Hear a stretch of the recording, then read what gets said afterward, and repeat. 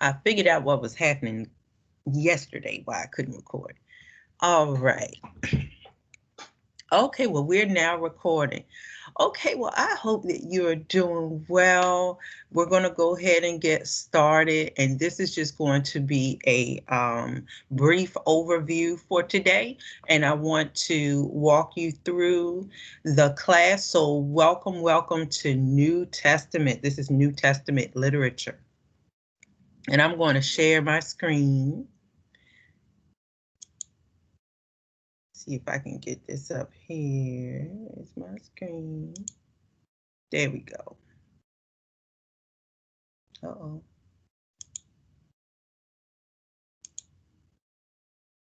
There's my screen. Okay, Elena, can you see my screen? Yes. Okay, super. All right, everybody. So I just want to walk you through New Testament literature, and we're going to go through the syllabus today and answer any questions. And then especially there are going to be a couple of changes with meeting time. So we'll talk about that today as well. So I want to say hello, and also to those who are going to be watching. If you come right here to our New Testament class, you'll see that, and I hope your screen is set up like mine. Always make sure that you go to announcements. Make sure that you check into your class at least about I say really about 3 to 4, but at least about 3 times per week so that you can check out any assignments or updates or announcements that I may have. Always come to the top of this tab. So you got your welcome announcements and all that good stuff there on the right. And the first tab is called Syllabus and Class Resources. So when I click on Syllabus and Class Resources, you have some notes, you have some citation help. I'm also going to post some videos that I find that are really helpful. You know, you can watch them to give you more assistance. They're not required. And here are some New Testament introduction notes. Now, these are required. I do want you to download these notes. These are really going to help you with the entire course and with the understanding of the New Testament. We're going to take a look at the syllabus in just a second. But as you see, each week is broken down. Try to, write out each week so that you see which week that you're in. So this is the week of June 1st. Yeah, June 1st. Everybody, please make sure that you do the introduction forum. It's mandatory for everybody. It just lets us know that you are here. So thank you to Ms. Stokes, Ms. Hassan, Mr. Bernie, others, and that's myself. So we have at least about 4 or 5 others that need to complete this introduction form. Is really important. So please make sure that you do that for this class, right? Excuse me, right here in week 1. Okay, so make sure that you do that introduction. Actually, today is June the 3rd. No shows need to be reported by the 4th, so I need you guys to do that as soon as possible. Here's an introduction video. Dr. Margaret Amer was one of my professors in seminary, and it is a really good introduction video that I want you to watch, and it helps you understand the New Testament a little bit more. Here are those New Testament introduction notes again, and here's your PowerPoint lesson for this week. What is the New Testament? Okay. So that is week 1. So you already see that we are already rolling because this is summer school. You know, we got to push a lot into 8-9 weeks. All right, so let's take a minute and let me transition real quick to our syllabus. Let me share the syllabus. Let me make sure I have it here. Nope. Okay, I'm going to pull up the syllabus. Let me come back to you. Oh, yeah, I did have it. Hold on. There we go. All right. So let's talk about the syllabus real quick. We won't be too long. All right, so I want you to make sure that you know how to get in touch with me. It is best to call or text. Here's the number, 770-241-9508. That is my cell. And most students like to use that or call or text. Please make sure you use it between 9 a.m. and 9 p.m. I should have put there Monday through Friday. And if it's on the weekend, please make sure you email and I'll get back to you within 24 to 48 hours. Let's talk about our online class time a little bit more. I apologize. I did schedule it for Thursdays at 11. But like I told my Christian worship and didn't realize my son has a summer class and I need to pick him up at 11 o'clock beginning next week. So we may have to look at moving our class to another time. And this is just our class online sessions. Remember that your online sessions are not required. You know, your attendance comes from you doing your work each week. So, but these are additional meetings that will help you understand the material because it can be a little confusing. So I know we just had one student on. Miss Smith, how are you with moving it to, if we move it later on Thursday? And remember, it's not required. It's okay. It's okay. All right. And we'll try to poll the rest of the class and we'll see if we can kind of move it down Thursday. I can't make it earlier, but maybe we can move it to 1 o'clock as well. And so students, I'll be sending out correspondence via email as well. And I do apologize for moving that time. Just a couple of other little dates I want to highlight before we get to the rest of the syllabus is that if you need to do any dropping or add, do that before today or no later than today, June the 3rd. Last day to withdraw, nobody can withdraw. That's June the 25th. And our last day of class is July 30th. So we have about 2 months of learning.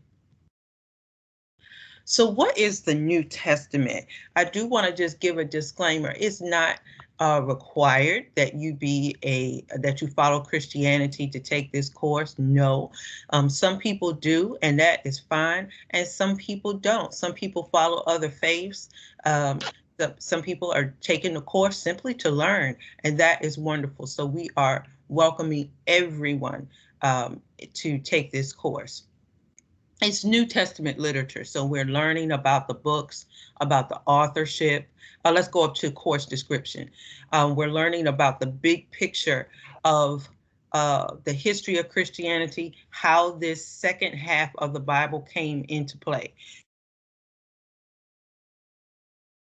Parts of the Christian Bible. Some people look at it as an instructional book. Some people may look at it as literature. And so with the Bible, you have two parts to it. You have the Old Testament, and then you have the New Testament. Something just happened here. And then you have the New Testament. And so with that, sorry, y'all, something just happened and my screen went out. With that, we're going to take a look at how this New Testament, there we go. We're going to look at how this New Testament came to be. We're going to look at some of the authors. We're going to take a look at the different types of books that are in the New Testament. So you have some in the beginning of the New Testament that are called Gospels or Synoptic Gospels. That's like Matthew, Mark, and Luke. John kind of falls into another category because he writes about Jesus, but he doesn't write the same way as Matthew, Mark, and Luke do. You have epistles. Epistles are letters to certain groups of people. And then the last book of the Bible is called Revelation, and it's an apocalyptic book. Okay, so you'll get to make sure that you get to know those words a little bit later. As we come down to course objectives, there are some key things that I want you to know by July 30th when we end. And so I want you to be able to summarize the movement of the New Testament. You'll understand which book came first out of the Gospels. Some of them, some people say, well, this one was written first. And actually, the order that we see in the New Testament, the order that they're in, does not necessarily mean they were written in that order. You'll be able to identify the 27 books, and like I just said earlier, and their genre and their type. What type of book does it fall up under? So remember that number, 27. There are 27 books in the New Testament. And then also, you're going to be able to analyze the book. You're going to be able to say, who wrote this book? When was it written? What was going on around the time when the person wrote the book? And you'll be able also to research, like when they wrote that book, where were they? Location is really important. All right, y'all. We're going to take a look at your textbook, and I hope you can see me holding up my book. It is a brief introduction to the New Testament, and it's the third edition by Bart Ehrman. I think that's how you say his name, Bart Ehrman. And it's a green book, so make sure that you pick that up. It is a really good book. It has a lot of information in it, so I'm going to warn you. And when you do your reading, it's not necessarily important that you read every page word for word, but just simply make sure that you take good notes. And also make sure that you have access to a Bible. Maybe you have a paper Bible, or if you don't own a Bible, that is okay. You can also access the Bible online now. When we do have something to read, I always steer students away. Don't use the King James or the New King James Version. They're very hard to read. New International or New Revised Standard Version are very easy to understand. Let me scroll through. These are just some things we have to put in the syllabus, and I know you guys are going to be all right with that. Turning your work in. But I do want to talk about how you're going to be assessed. You're going to have weekly forums just about every week. You should have weekly forums. And in your weekly forum, if you've had me for other classes, they'll pretty much be the same, 20% of your grades. So you got to make sure you get those posts in every week. Your first post should be at least 200 words, and your and your discussion forums are always based on the weekly reading. Make sure you engage your other classmates, and always remember to be courteous. There are going to be some people that don't follow Christianity, and it's all right, y'all. But we just want to make sure we're courteous. Even if you give an opinion, back it up with something. But when you're writing in your forum, don't just throw stuff out there. Don't talk off the top of your head with no background and no citation. You'll have reading quizzes, 3 of them this summer, and they'll be 20% of the grade. They're based on the weekly readings. C, your video summary. You have one video summary to watch this summer. It is Dr. Jennifer Bird. Dr. Jennifer Bird, you'll be watching her. She is a professor, I believe, in Oregon. And well, you'll get your directions in D2L, but you're simply going to watch that video. She's going to talk about a hypothesis that talks about the 4 different gospels. And you're going to just simply watch that video, and then you're going to give your own summary. Last 2 things, you're going to have a New Testament argument paper. This is something that's going to be different for my students this semester. I'm going to work on your writing, where I'm going to give you in D2L, you're going to have a statement, and you're going to have to argue for or against that statement and figure out if that particular statement is true to the New Testament. You'll get more directions in D2L. And then lastly, the New Testament book research paper. And in that research paper, that's going to be your final paper. And you are going to research one book in the New Testament. Now remember, there are 27. You don't have to do all 27 because that'd be too much. You're going to research one book in the New Testament, and you're going to figure out who wrote that book, or who do we think wrote the book, because a lot of the books we don't really know for sure. The book's intended audience, when was the book written, the location of the writing, and what do you think the author's overall purpose of the book was? And you're going to give a little, brief outline of the book. So that is going to require some time and research, and that is going to be your last final hurrah. Our class starts on Mondays and we end on Sunday nights. So make sure that all work, whatever it is for that week, is due by Sunday night. Except for this week, you got to get that introduction form in like ASAP, because we don't want to mark you as a no-show. All right, so I do want to just highlight a few things real quick. I'm not going to go through every week, but I do want you to go through, download, and save your syllabus. This week, we have an introduction to the course, which we're doing now. Make sure you watch that introduction video from Dr. Amer, and introduce yourself to the class as you read chapter 1. Chapter 1 in Bart Ehrman's book. Now, next week, we're going to get into Mark, and you see that we skipped some chapters. And Mark is chapter 5. And we're going to talk a little bit more about that in the discussion forum. Week 3, we'll get into the book of Matthew, and so on and so forth. Okay, so I won't go through every week and highlight everything, but I think you're really, really going to enjoy the course. It's really interesting, and I love the New Testament, and it's different from the Old, but I think you're going to really enjoy just digging into it. Now, this isn't necessarily like a Bible study, but we're taking a look at the Bible. I kind of say from from the back door. So we kind of walk into this book from the back of it and kind of look at the history, the whys. Why? How did it come to be? Okay, so let me just pause real quick and okay, thanks, Ruben. I just saw your message.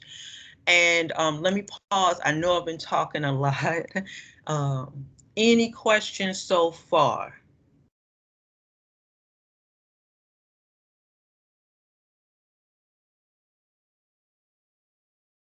Okay.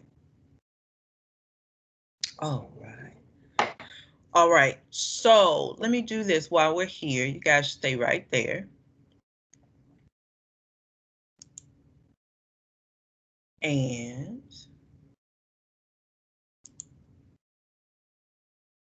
I just want to walk through a couple of things with you.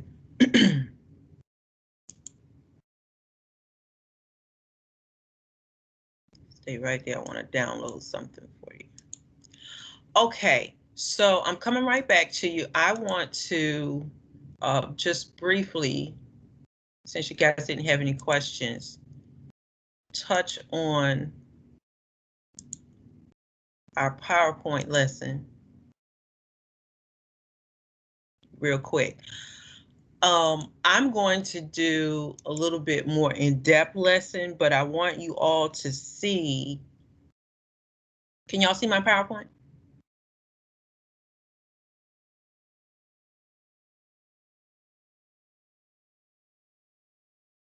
I saw it, but then it went away. Okay, see, that's why I always ask. Remember, it does its own thing. I'm gonna try it again. Okay, how about now?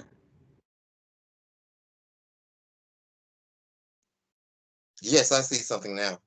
Okay, it seems like it has a delay. All right, everybody.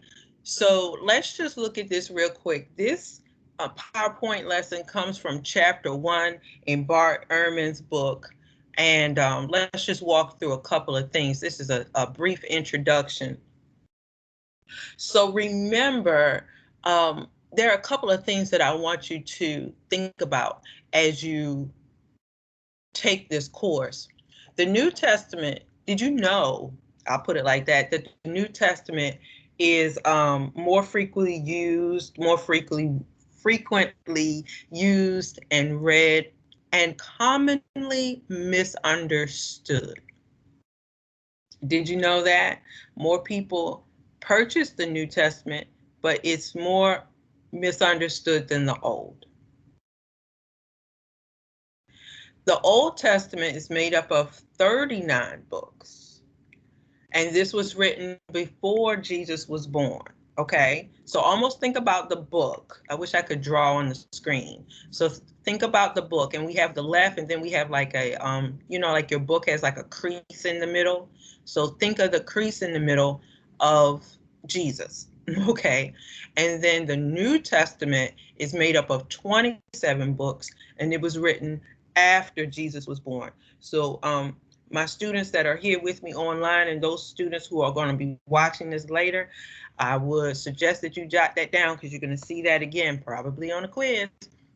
Okay, so the Old Testament has 39 and the New Testament has 27 books. And remember, even if you don't get the absolute dates, remember, Old Testament was written before Jesus. So remember that line in the middle and kind of remember, like, Jesus is kind of like the decision factor here. And then boom, New Testament, you have a New Testament, and that's 27 books, written after Jesus was born. So remember that.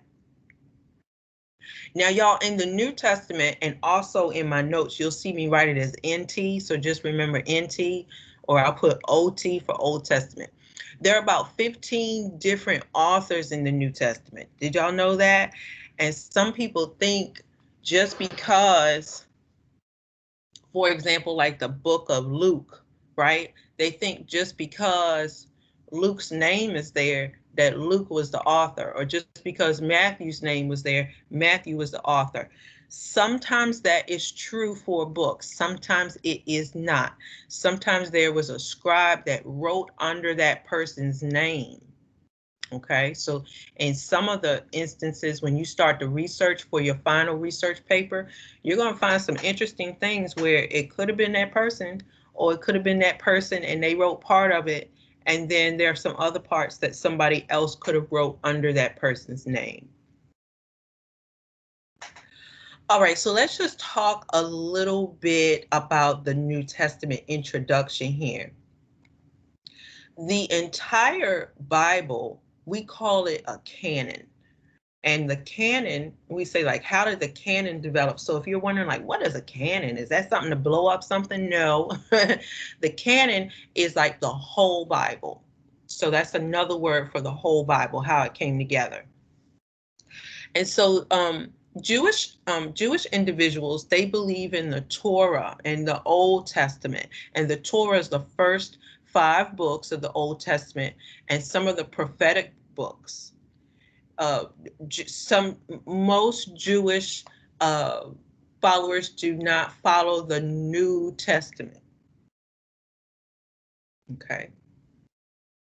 Jesus himself also quoted a lot of scriptures from the Old Testament too.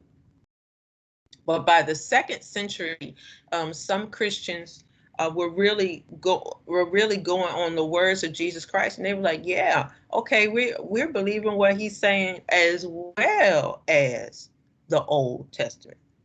So those people who have had me before, we know that many times there are conflicts, there are wars, there's always some type of disagreement in humanity.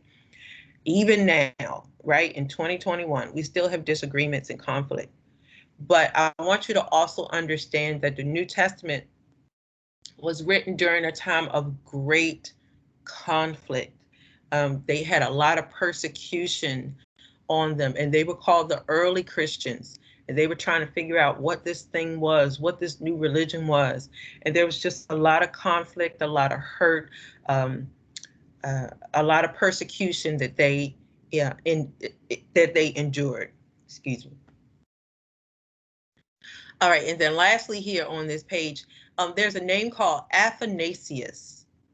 Athanasius, and he is credited with coming up with the first official list of these 27 New Testament books.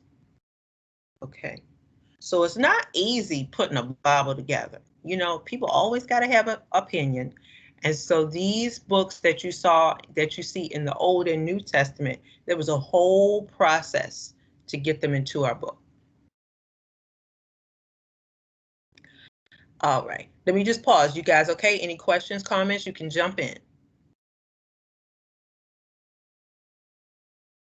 If All I right. remember correctly, the Romans were, when Christianity was new, the Romans were persecuting those Christians because I don't remember, but the Romans were persecuting the Christians when Christianity was new, something like that. Yes. High five. Excellent. You are on point. Um, the New Testament, let me give you a little bit of this. The Old Testament was written in Hebrew, New Testament was written in Greek. And so the location here, you are right, Elena, where you have individuals who are going against the Roman government. And Roman government didn't really like them because this new religion was going against what they were following before. They were like worshiping gods, you know, the Greek gods and goddesses. They were worshiping that kind of stuff. And they didn't really like them. And so they were pushing against the government. They were doing something new. So a lot of them suffered death. Ruben was with me in my other course in church history. We talked about some martyrs. A lot of people stood up and was like, hey, you're just going to have to kill me for this one. So very good. All right. All right. So why should we study the New Testament? There are a lot of implications for our study. So let's talk real quick here. The various books that you're going to find in the New Testament. The bad thing sometimes when we look at books in the Bible, especially in the New Testament, we want to lump them. We don't lump them together, but sometimes, you know, we kind of separate them. So here's the thing: it's the various books of the New Testament that are typically read as standing in harmony with one another. Uh-oh, somebody unmute your microphone. So you want to make sure that you look at the relationship to each book. Somebody mute your microphone, please. So the most effective way to study the New Testament is to make sure we read each book separately and interpret it separately. Okay? And there are going to be some books that are going to be very similar to another book, and then there are going to be some books that have differences. For example, in the Gospels, Matthew, Mark, Luke, and John talk a lot about Jesus, his birth, and his ministry. And there are a lot of similarities among them, but there are a lot of differences as well. Okay. And the differences are because there are different people writing them, right? Everybody's not going to write the same way. And everybody was writing with a different motive. They were writing for different audiences. All right. I want you to also notice something about me. I try to make sure that I include African American people in my art. Those of you who have been with me, if you've had me for the Old Testament or for church history or things like that, we are very much, and I say we African people are very much in the Bible. And many times we as Black people don't see images of Christ or of other people in the Bible as brown like us. Say it again. Because colonialism / imperialism had whitewashed that religion. Yes. Yes. High five. Thank you. Yes. And so much of the art we see, and it's not that it's wrong, y'all. It's not that it's wrong. If everybody right now draws a picture of their house or whatever, or no, let's say if we're looking at a mountain, we're all going to draw a picture of that mountain, but I'm going to see it a different way. And you're going to see it a different way. And that's okay. And everybody saw Jesus a different way. Or even if they physically didn't see him, if that artist lived thousands and thousands of years after, like oh, y'all help me, the Sistine Chapel, is that Leonardo? He had an image of what Jesus looked like in his mind, and that was fine. But what about the African person? Okay. So I try to include pictures to help us. They were ignored. Yes, they were very much ignored. Yes. And Leonardo da Vinci used his family to paint Jesus or something like that. You are right. We use the people around us. We're used to the images around us. Good job. All right. So I like to include, so you'll notice that over the course of the semester, I like to include just other pictures of of these individuals to help us to expand our mental image. So the New Testament did not emerge as just one large set of books, right? It happened over a period of time. And here's the interesting thing about not just the New Testament, Old Testament as well, but with the New Testament, it was a little bit more, what's the word? And I don't want to say sophisticated because it was not, but they had a little bit more instruments than they did in the Old Testament. So you had a little bit more ability of writing instruments. Uh-huh. Okay.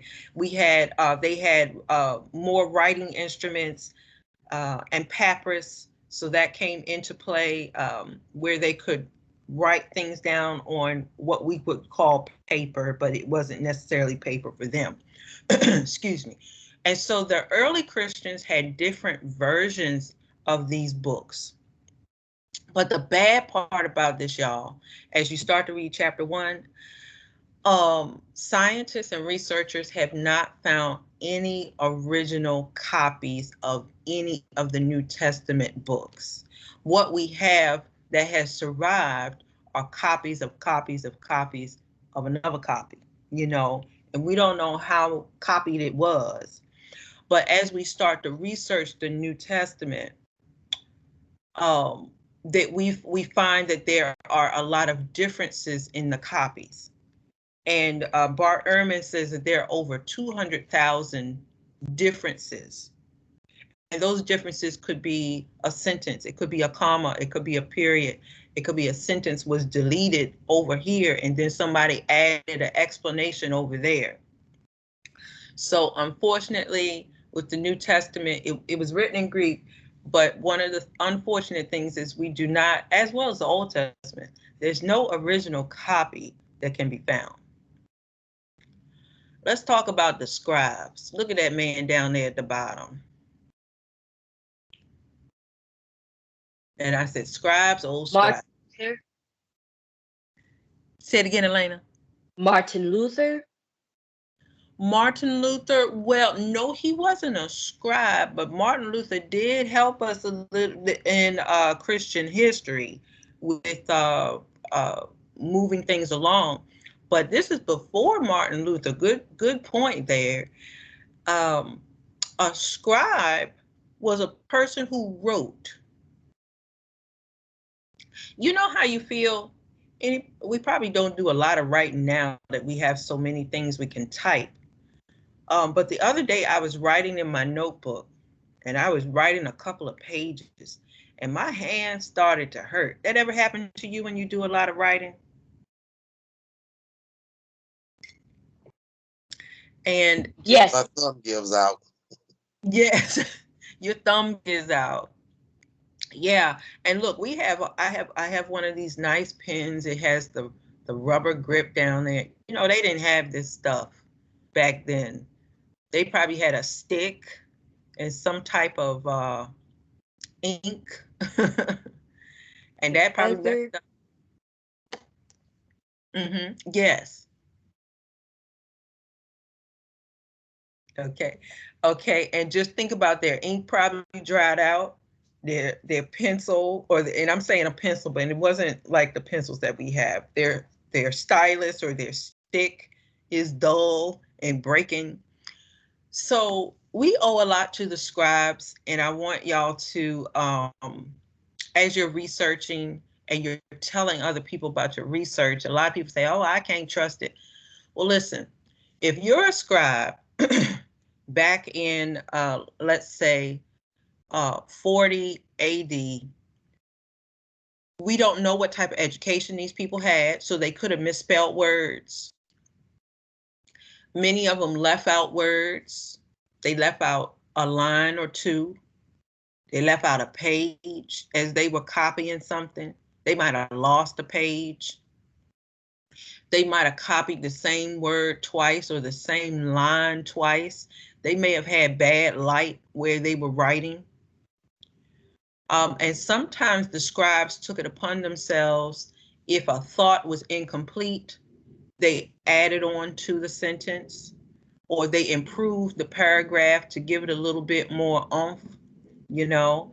And so those are the things that scribes did to help us have the Old and the New Testament, but we're talking about the New Testament here. So many times people say, well, oh, I can't trust it, but you got to understand that there's no original copy here. And what we do have is the best thoughts that we could pull from these scribes. So we're thankful for the scribes, but I do want you to understand that in some of these copies and the copies that we have today, there are some changes and some additions and some deletions that the scribes made. Okay, let me go real quick. And here's one example of a change. You can do this a little bit later today. So you can look at the book of Mark. You can find it in your paper Bible in the New Testament, or you can find it, online if you use something like BibleGateway.com. Go to Mark chapter 16 and 8, and you're going to see a change there. So it says some of the most ancient authorities bring the book to a close at verse 8. But one authority concludes the book with a shorter ending, and others add more verses. They added verses 9 through 20. Okay, let me show you something real quick, and then we're going to end. That's Mark 16:8. Okay, so I want to show that to you.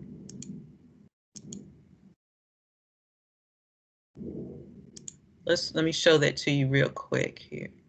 That's Mark, what did I say, 16 and 8?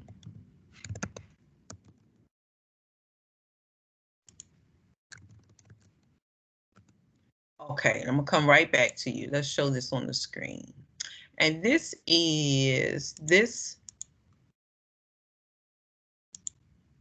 edition talks about, let's see if I have this on the screen.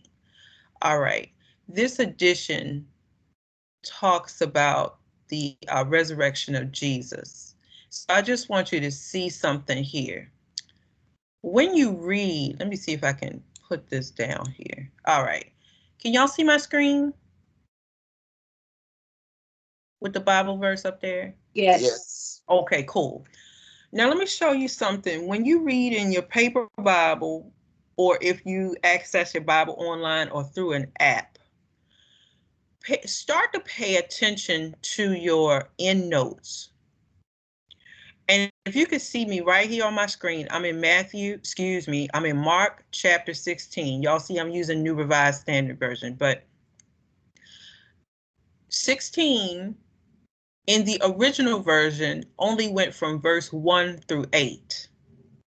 And if I look right here, you see that little A? That's a footnote. Start to pay attention to your footnotes. And that footnote says that, hey, this used to end back at verse 8, but some other people, who are they called? Scribes, added on 9 through 20.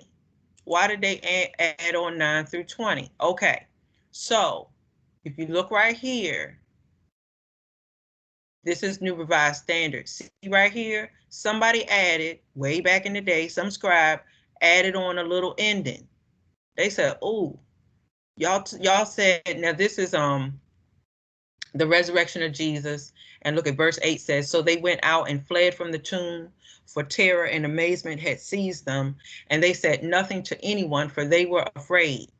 And so maybe the scribe was like, oh my goodness, we can't end it like this. Y'all got to make sure you tell them the rest of the story. And then we have a little shorter ending right here. And then somebody else maybe came back later on and said, hey, we got to finish the rest of the story. And so now verses 9 through 20 add more information.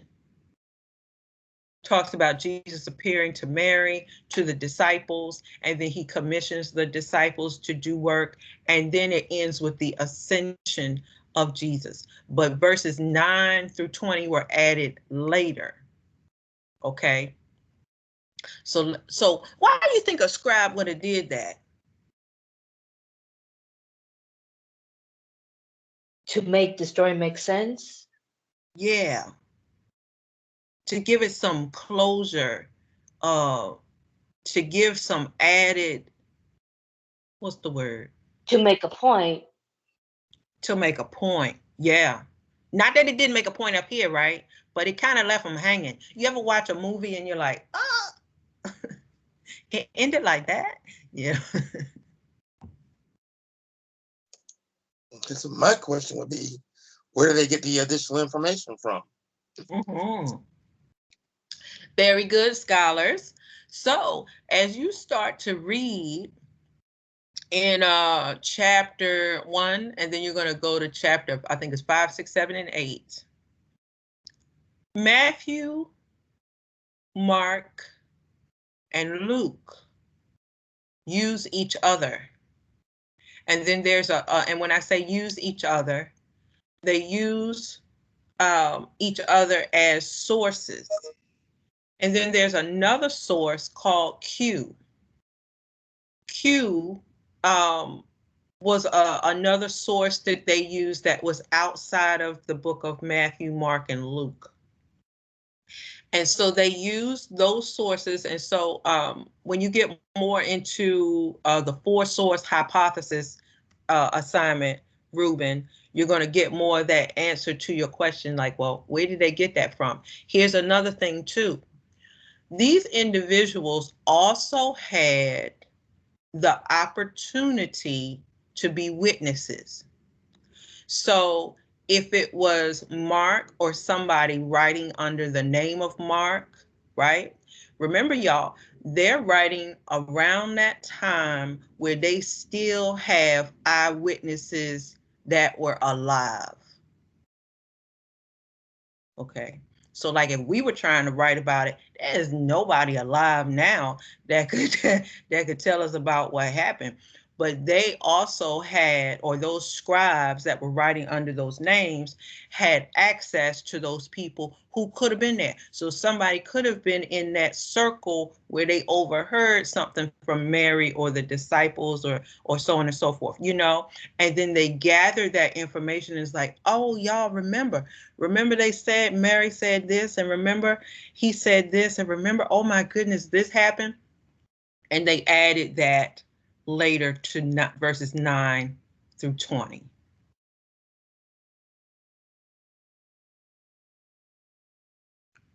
Mm-hmm. That's good, Ruben.